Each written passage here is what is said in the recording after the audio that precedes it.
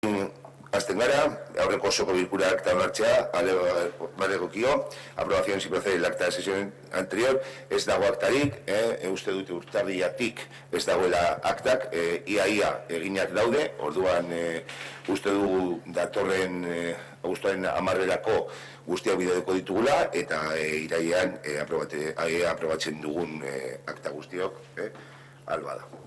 Decía que tenemos actas, no recuerdo si la última aprobada fue en enero, en el mes de enero, si no faltarían todas las que son correspondientes este año, tanto de plenos que hemos realizado de una forma presencial, como aquellos que hemos, por las circunstancias, han realizado de forma telemática.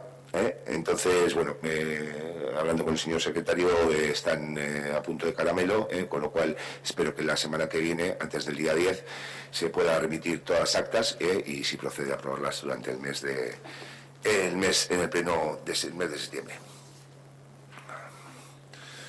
¿Se os lehenengo puntuari buruz? Vale.